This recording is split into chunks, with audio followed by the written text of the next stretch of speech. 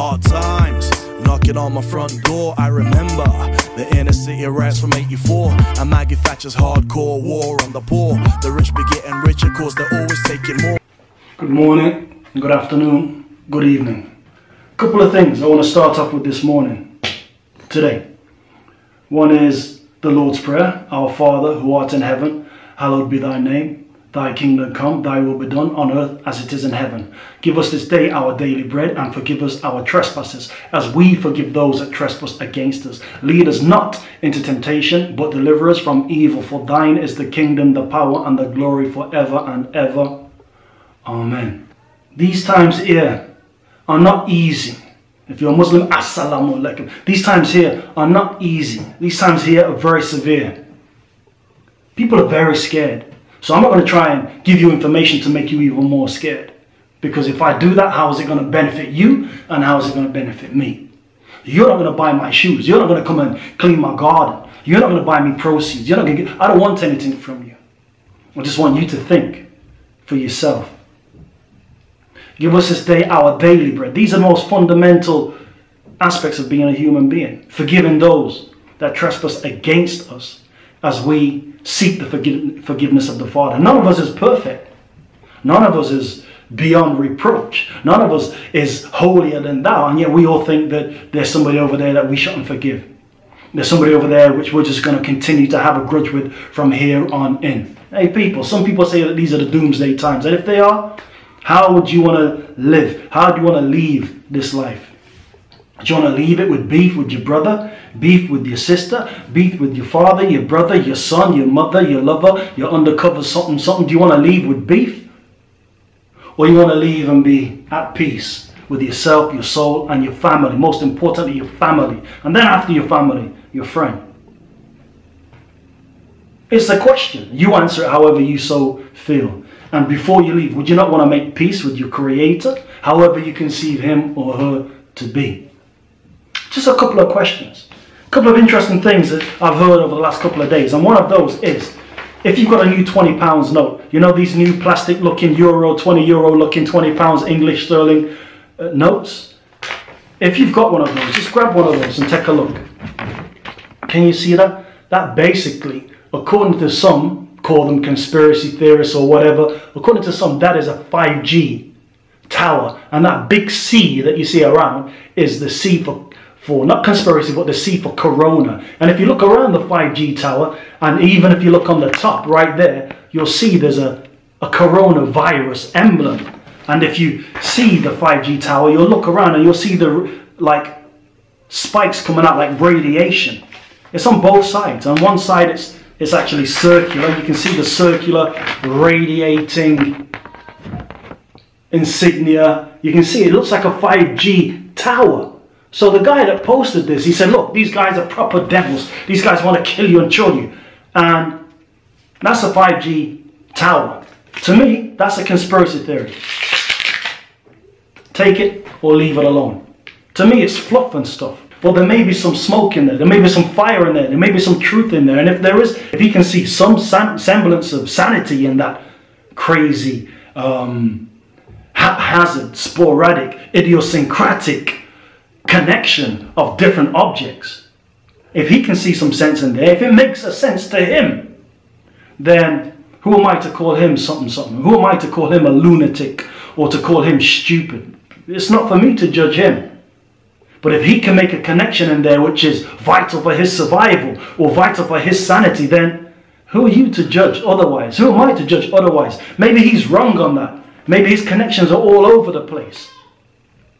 But then maybe he's correct. Maybe he's a prophet. Maybe he's a seer. Maybe he's a conspiracy theorist. Maybe he's an intellectual. Maybe he's whatever. We don't know. I don't know. So the point is, I don't have the right to ban him. I don't have the right to judge him and say he's a lunatic conspiracy theorist. But if they put him on the BBC, they'll try and expose him to be a lunatic.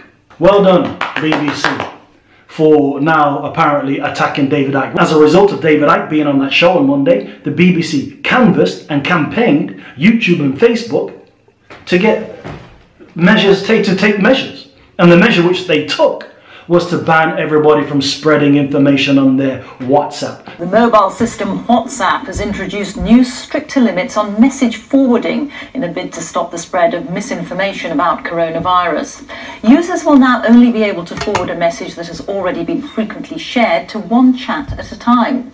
Our technology correspondent Rory Kethlin-Jones is in West London for us now. And Rory, it's not just WhatsApp taking action against so-called fake news. Now, WhatsApp to me is like, it's not a holy relic, but it's like something which is personal and private. The BBC, the YouTube, the Facebook they've got no business going in there telling us what we can send to who we want to send to.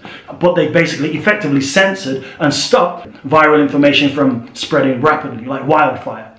So they put a stop in it. So people would just go to something else, to Snap, to Insta, to wherever. They will use other means and mechanisms. But what's happening is that the BBC, the British propaganda company, is showing its true colours.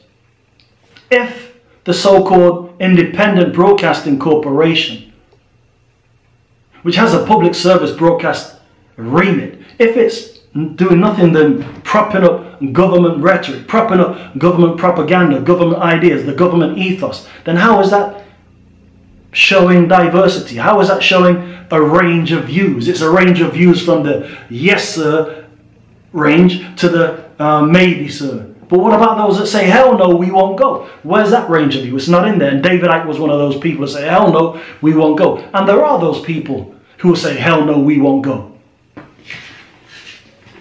So the point I made about the £20 note, you can take it or you can leave it alone. What I'm trying to suggest to you is that taking a half-truth to be the full measure, some may argue is the measure of a fool, but I'm not going to label anybody anything. I'm just going to say it's up to you how you go about doing whatever you will do. Some people still argue that the 5G is a weaponized system there to position our people into a kill grid, and that before the year 2030 they're going to kill off 5 billion people.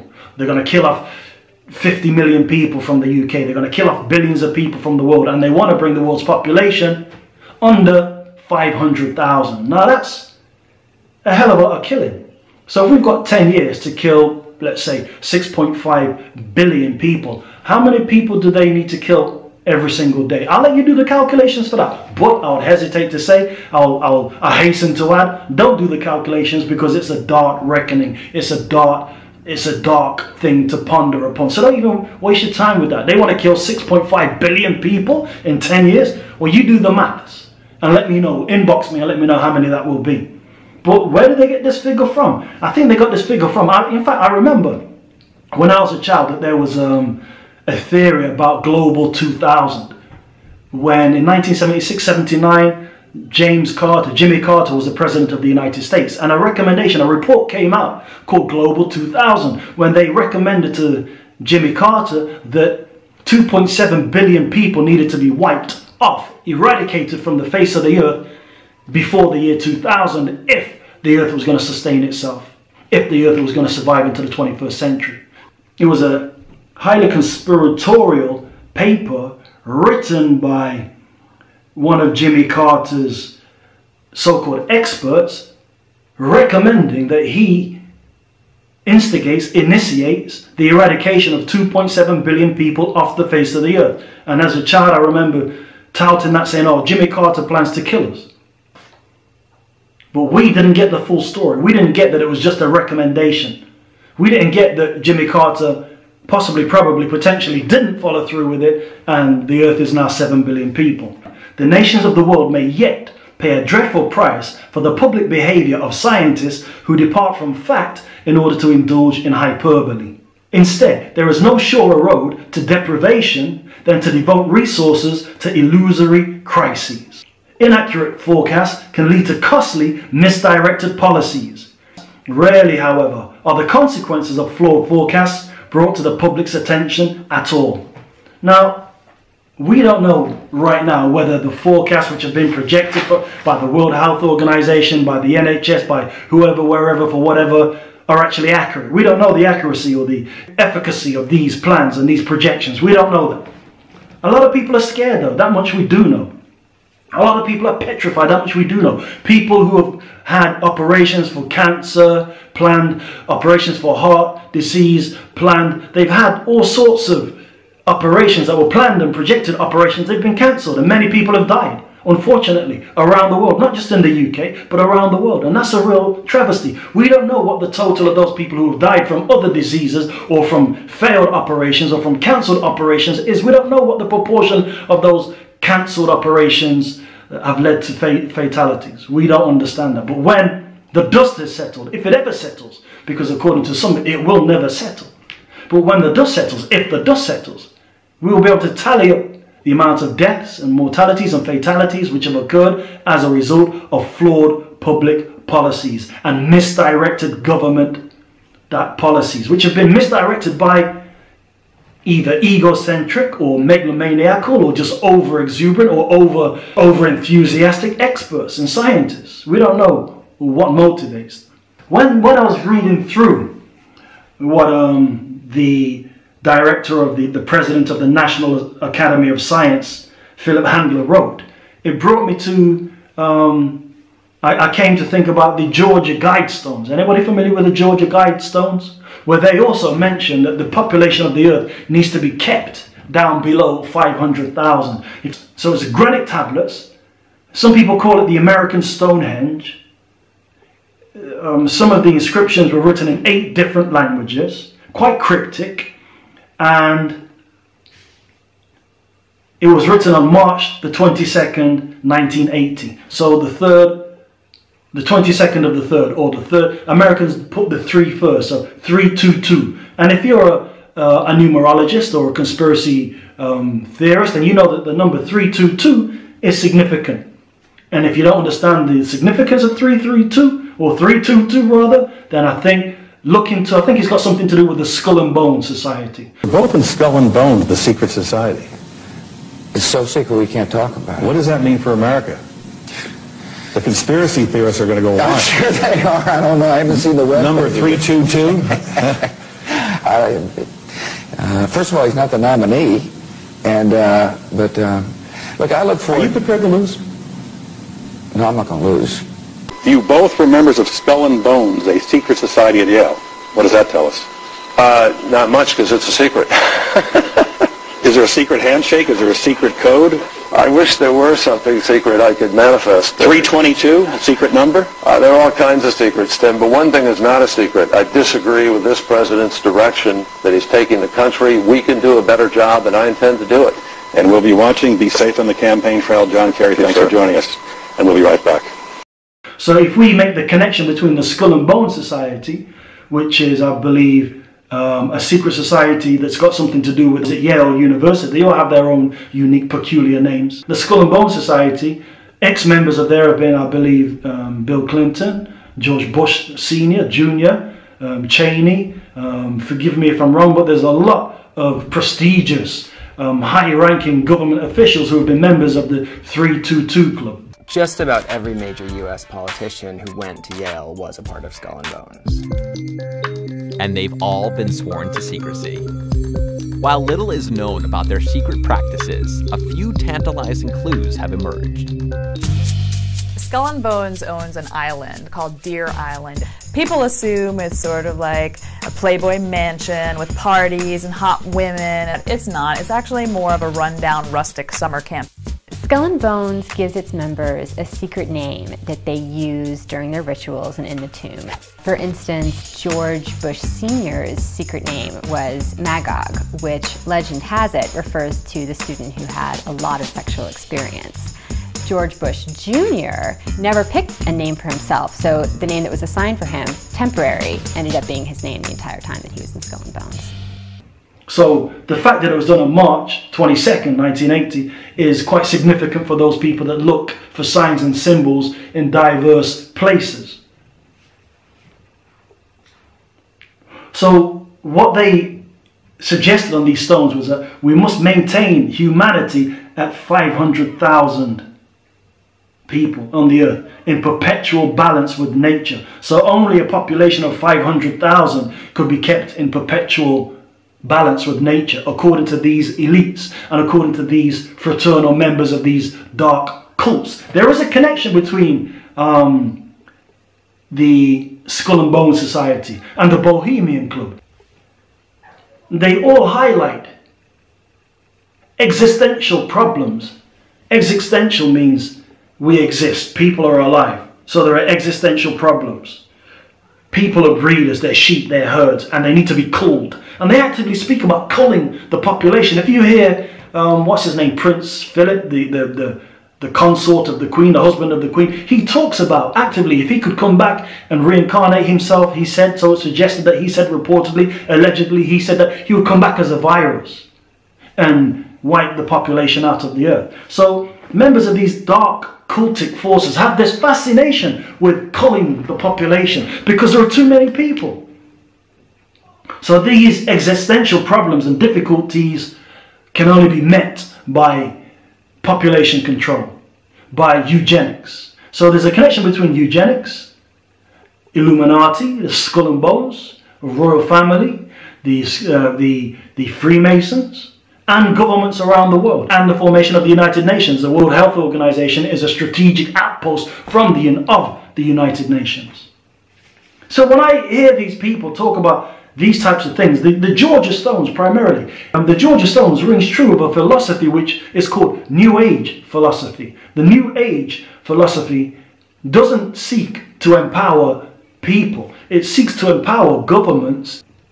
So we can argue as people, if our leaders have taken us down the wrong path and they've used the tools of media and mass communications and video and film and TV and press and broadcast and the internet nowadays to lead us down the wrong paths, then the people need to ask themselves very serious questions about the leadership, about the government, about their policies, lest the government be led down the wrong path by these enthusiastic experts, and the people are the ones that pay the price. So when I hear Anthony Steele, Mark Steele talk about 5G towers and their projected kill radius, it's concerning, it's alarming, but it's not for me to label him as a lunatic conspiracy theorist and try and shut him up.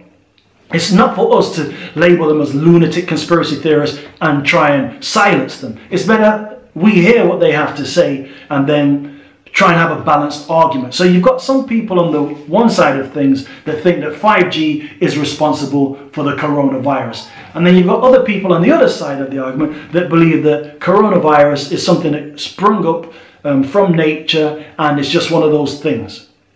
So where's the middle ground? Is the middle ground that perhaps somewhere along the line mankind is responsible for the manufacture of this killer virus? Or that somewhere along the line that mankind is responsible, inadvertently perhaps, for the design of a 5G radio wave weapon mechanism that can be weaponized, that could be potentially weaponized, but it's somehow out in and amongst the people? Or is there some credence to the view that the government is secretly building the 5G network whilst everybody's being locked up inside in virtual prisons under house arrest, and the government's busy in collaboration with these telecommunications and internet companies installing 5G in collaboration with the Chinese government?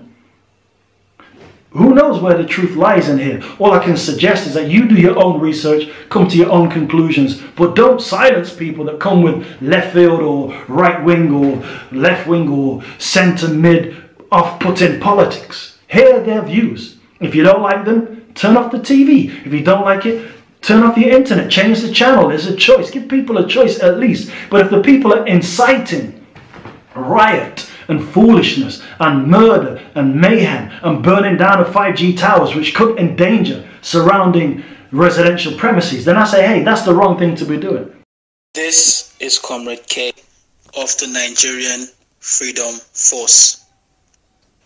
We say to all telecom providers and the federal government of Nigeria, 5G technology is used as a military weapon to disperse crowds and totally not safe for Nigerians. Because we know the damage this causes to the human body on a molecular level, we will never tolerate it in this country. To all government officials supporting MTN and its likes to radioactively poison and kill Nigerians with 5G, we in the NFF will never allow it unless it can be deployed in a safe manner. To all Nigerians, every 5G infrastructure discovered by us will be brought down to the ground. This is a warning to the federal government and all telecom providers in Nigeria. No more business as usual where those in government and their multinational collaborators put money in their colonized pockets over the lives of the Nigerian people. I repeat, this is Comrade K of the NFF. I don't like 5G. I warned my people about 5G 10 years ago when I heard about the spread of microwave technology. But I'm not going to go around in a tinfoil hat, even though a tinfoil hat might help to protect you. I've heard about coronavirus. I'm scared of corona. I could have sworn that I had corona in December because I had very similar symptoms. But then I'm sure many of you could have sworn the same thing. David Ickes said that he had corona way back when, and people want to laugh at him and mimic him and ridicule him and label him as a lunatic. Maybe he is a lunatic, but even a broken clock to bombard us is right twice in 24 hours, twice a day. Even a broken clock is correct. Maybe David Ickes is wrong about the Queen being a reptile and the royal family being sadistic, satanistic worshippers. Maybe he's wrong on his views about that, but maybe he was right about the cover-up to get rid of Diana. Maybe he was right about the cover-up to empower Jimmy Savile. DemocracyNow.org, The War and Peace Report. I'm Amy Goodman. We begin today with a media scandal engulfing the British Broadcasting Corporation, the BBC. Personality Jimmy Savile, who's accused of abusing potentially hundreds of victims. Hundreds of victims. Hundreds of victims. Hundreds of victims. Hundreds of victims. David Ickes was writing 20 years ago about the paedophile rings within the BBC and within the British government. And yet, the British population have only heard about that in the last 5 years. The last 5-10 years. But David Ickes was writing about it 10-20 years ago. He pointed a finger at Edward Heath and others within high-ranking circles of the British establishment and said, look, these people are blatantly doing X, Y, and Z.